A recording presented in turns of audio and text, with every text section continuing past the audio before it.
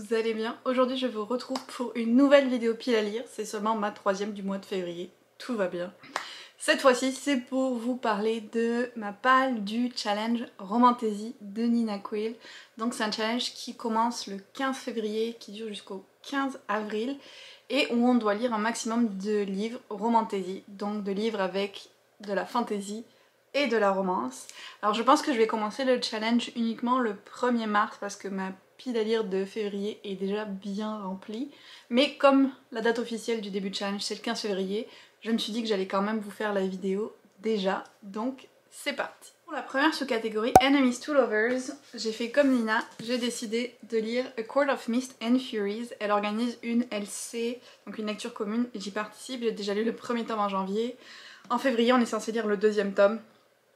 Donc je vais me jeter avec un grand plaisir dessus parce que j'ai adoré ma relecture du premier tome, Un palais d'épines et de roses. Et donc là la suite, j'ai vraiment hâte. C'est une belle brique mais je sens que je vais le lire très vite. J'ai... Oh mon dieu, je me rends compte, j'avais plié vraiment beaucoup de pages. C'était à une époque où j'annotais pas que je l'avais lu. Et je pliais les pages. Ce que je sais que beaucoup de gens détestent. Donc ça va être très drôle de revoir les pages que j'ai pliées et cette fois-ci de les annoter. J'ai très hâte. Je vous présente pas l'histoire parce que quand même Un palais d'épines et de roses c'est très connu, puis aussi parce que c'est une suite et je veux pas risquer de spoiler si jamais vous ne l'avez pas lu. J'ai aussi prévu de lire The Stolen Hair de Holly Black, donc qui se passe dans le même univers que Le Prince Cruel, mais cette fois on suit Hawk, qui était le petit frère de Jude. Et il va avoir une mission à accomplir pour laquelle il va avoir besoin de l'aide d'une jeune fille fée qui est la fille de la reine de la cour des dents. Ça fait plus joli en anglais, Court of Teeth. Donc ils sont un peu comme des ennemis, ou en tout cas ils sont pour des cours différentes, mais ils vont devoir s'allier, sauf qu'on le sait très bien, les fées sont très trompeuses dans cet univers-là. Donc ça risque de pas forcément bien se passer. Mais j'ai totalement confiance en Holly Black pour avoir écrit une super histoire. Ensuite on a la deuxième catégorie qui est créatures surnaturelles. Et pour cette catégorie-là, j'aimerais lire Zodiac Academy, toute la série. J'ai lu le premier tome pour un vlog romance what the fuck il y a pas très longtemps. Et c'était quand même assez addictif même si c'était loin d'être parfait. Et je me suis dit ok, si je veux lire cette série, j'ai envie de tous les enchaîner et de vous vlogger ça. Donc c'est un de mes projets pour mars, de me consacrer pendant, je sais pas le temps que ça prendra, lire tous ces tomes là. Donc l'histoire c'est deux jumelles qui pensaient qu'elles étaient des humaines, mais qui pour leur anniversaire, je sais plus si c'est 18, 21, je sais plus lequel, découvrent qu'en fait elles sont des princesses fées et elles vont intégrer une académie pour les fées et créatures surnaturelles parce que les fées ont beaucoup de variabilité. Dans cet univers-là, il y en a qui sont métamorphes, il y en a qui sont aussi des sirènes, enfin il y a vraiment plein de choses différentes, donc ça regroupe plein de créatures surnaturelles si on veut sous la catégorie fée. Et donc on va les suivre dans cette école, sauf que elles sont pas vraiment les bienvenues parce qu'il y avait d'autres personnes qui étaient censées hériter un peu de leur trône, donc 4 jeunes hommes qui vont les intimider à l'espèce d'école université où elles sont, et puis ça va finir en romance, mais on n'en est pas encore là à la fin du premier tome. Donc je vous laisserai découvrir si ça vous tente mon avis du premier dans mon vlog que j'avais fait, mais j'aimerais les lire tous, voilà, pour le challenge Romantaisie et puis pour vous donner un avis global sur la série, pour vivre cette expérience avec vous. Sinon j'ai aussi prévu dans cette catégorie un livre magnifique que je viens tout juste de recevoir, Emily's Wild Encyclopedia of Fairies. Ça a l'air tellement beau, oh là là là là là là. Donc vous vous en doutez, c'est aussi avec des fées. C'est une femme professeure qui va écrire une encyclopédie sur le lore, les légendes sur les fées, mais qui se retrouve arrivée dans un village à devoir travailler, ou en tout cas se retrouver au même endroit qu'un professeur qu'elle n'aime pas vraiment beaucoup, et ils vont quand même se rapprocher. Donc ça pourrait aller un peu dans Enemies to Lovers aussi. En le lisant, je me dis j'espère qu'il y a quand même vraiment des fées, mais bon, au pire c'est dans le titre donc je pense que ça compte pour cette catégorie, mais vraiment, il est juste tellement beau ce livre. Oh là là, je vais me régaler. On avait la catégorie d'après qui est un livre avec une carte, et je vérifie parce que j'ai pas checké avant de le prendre. J'espère qu'il y a une carte, oui, ouf, une très belle carte. Et je me souvenais plus, mais apparemment c'est une édition signée. Il s'agit de The Ballad of Never After de Stephanie Garber. Je pensais que c'était la fin de sa duologie, mais en fait c'est le tome du milieu d'une trilogie. Il va y en avoir un troisième. Ça c'était pas une bonne surprise. Je pensais finir une série de plus. Mais non. Donc c'est la suite de l'histoire de Jack, le prince de cœur qu'on découvrait dans Caraval, et Evangeline Fox. Donc on explore vraiment encore plus la mythologie et l'univers qu'elle avait créé dans Caraval, avec cette espèce d'histoire d'amour compliquée aussi, de révélation, de prophétie et tout ça. Je ne vais pas trop vous en dire plus comme c'est une suite. J'avais vraiment bien aimé le premier, je pense à part le personnage principal qui me frustrait des fois avec sa naïveté, ce qui est un classique pour moi. Mais sinon je l'avais bien aimé et donc j'ai hâte de découvrir la suite. La quatrième catégorie, c'est toujours celle qui est la plus difficile pour moi, c'est graphique, BD, tout ça. Et j'en ai pas tellement qui comptent en romantaisie, puis je me suis souvenue que j'avais L'Or Olympus. Alors j'ai les 3 premiers tomes qui sont sortis en papier, mais je les ai déjà lus sur Webtoon. Donc mon but ce serait de continuer les nouveaux chapitres que l'autrice a publiés sur Webtoon et qui sont pas encore sortis en papier. Et j'ai vraiment hâte parce que la dernière fois que je les ai lus, je pense que c'était cet été avant qu'elle fasse une pause. Donc là j'en ai plein à rattraper. Je vais être un emotional mess après, mais c'est pas grave. Je sais que je vais aimer ça. Après on a la catégorie un livre avec une femme badass et j'ai pris L'hiver de la sorcière de Catherine Arden qui est le 3e tome de sa série Winter Light. Je sais pas comment ça a été traduit, le nom de sa série, ça s'englobe pas en français, mais le premier tome c'est L'ours et le rossignol qu'on a lu en lecture commune en janvier. Je suis en train de lire La fille dans la tour, donc le 2e tome pour le mois de février.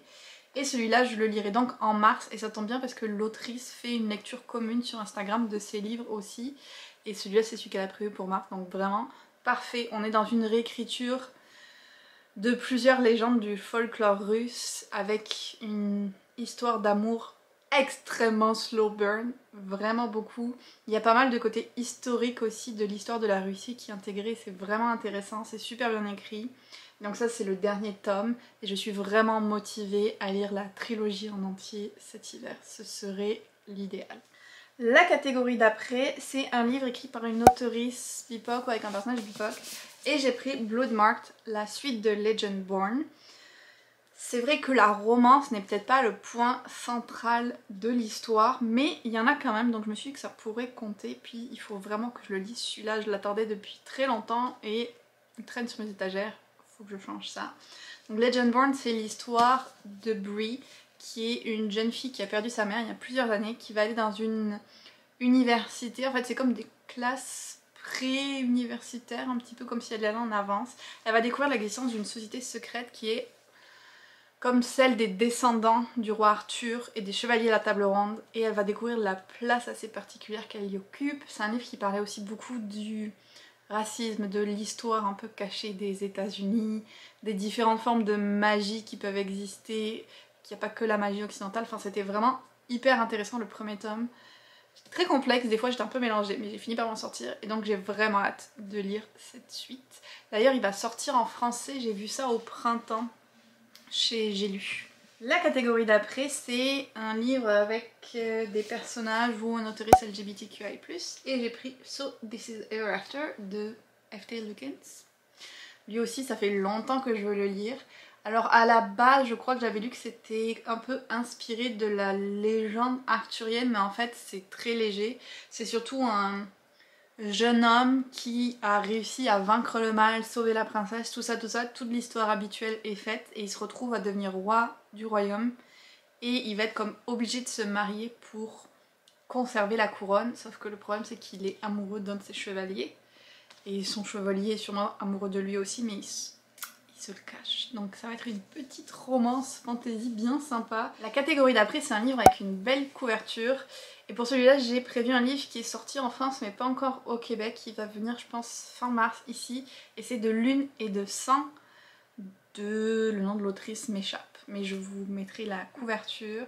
Et c'est l'histoire d'une jeune fille, je pense qu'elle est comme apprentie architecte. Et à un moment elle va trouver une personne assassinée, le corps d'une personne assassinée, et elle va se retrouver mêlée à l'enquête et à aider l'enquêteur à élucider les meurtres qui se passent dans sa ville. Mais alors la couverture, tellement magnifique. Peut-être Erin Beatty, l'autrice, ça me revient.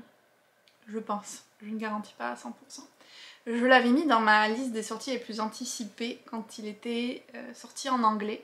Mais je l'ai pas lu, je me le suis pas acheté, donc je me dis là, il est sorti en français, ça va être l'occasion de le lire.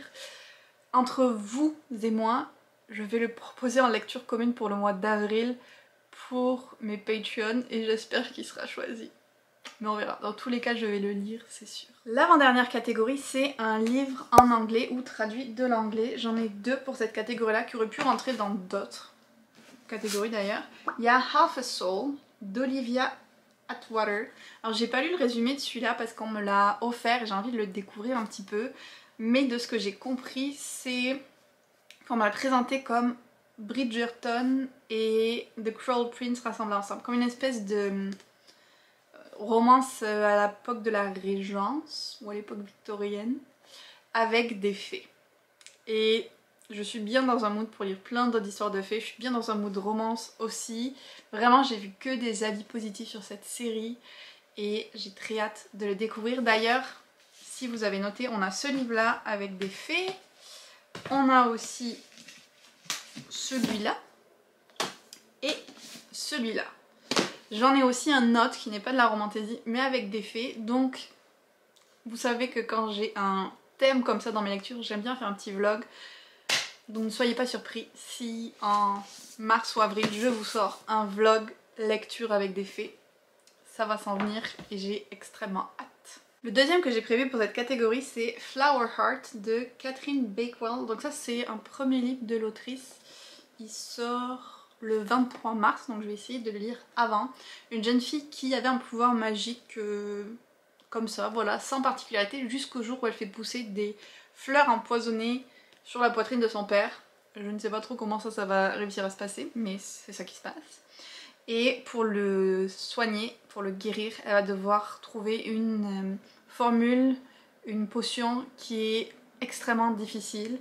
Et elle va s'associer avec Xavier qui était son ancien meilleur ami mais avec lequel ils se sont comme séparés à travers le temps.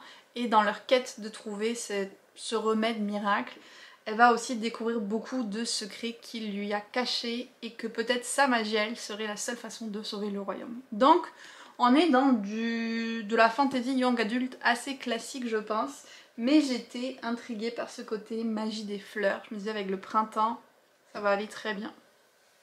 La dernière catégorie c'est un livre préféré d'une booktubeuse, booktuber. J'y vais toujours avec ceux de Nina, je pense que c'est la 3e année que je fais son challenge et ça va donc être la 3e année que je vais mettre Wow Song pour cette catégorie. Je ne l'ai toujours pas lu. Donc un roman de TJ Klune avec des loups-garous, avec de la romance MM je pense. Beaucoup de gens adorent et j'ai vraiment envie de les lire parce que tous les TJ Klune que j'ai lus, même celui que je suis en train de lire sous la porte qui chuchote, je l'aime beaucoup. Donc il faudrait que je l'essaie, je suis sûre que je vais le dévorer. C'est juste une question de le caser dans mon planning lecture qui est toujours débordant. Et l'autre que j'ai prévu, c'en est un aussi que Nina a recommandé et c'est Guild parce qu'il sort, enfin il est sorti en français mais il va venir ici au Québec bientôt. Je me dis que c'est l'occasion de le découvrir aussi. Je sais pas exactement de quoi ça parle mais je pense que c'est une espèce de réécriture du roi Midas. En tout cas il y a une histoire d'or et de jeunes filles emprisonnées par un roi, quelque chose comme ça. Je sais pas exactement, mais il y a des livres comme ça où à force de les voir passer partout, je suis juste curieuse, j'ai envie de les lire sans nécessairement avoir une idée précise de quoi ils vont parler, et c'est le cas de Guild. Même si des avis que j'ai vus, je suis pas sûre qu'il va me plaire, je veux le tenter. Donc voilà pour ma pile à lire pour le challenge, j'espère que je ferai mieux que les autres années cette fois-ci, on croise les doigts que j'arrive à tout lire. En tout cas il y a vraiment un thème fait pour 2023. Comme vous l'avez vu avec ma sélection que je ferai un vlog, mais aussi genre Akomaf pour lequel je vais également vous faire un vlog de lecture et annotation. Il y a aussi des faits après tout dedans. Donc vraiment la moitié des livres que j'ai prévus quasiment, il y a des faits, je trouve ça plutôt cool. Dites-moi si vous participez au challenge, quelles sont les lectures que vous avez prévues, si on en a en commun ou s'il y en a que je vous ai présenté qui vous intrigue. N'hésitez pas à vous abonner à la chaîne, liker la vidéo ou mettre un petit commentaire, ça fait toujours plaisir. Et si vous le souhaitez, n'hésitez pas non plus à rejoindre mes Patreons. Et je vous dis à très bientôt pour une nouvelle vidéo.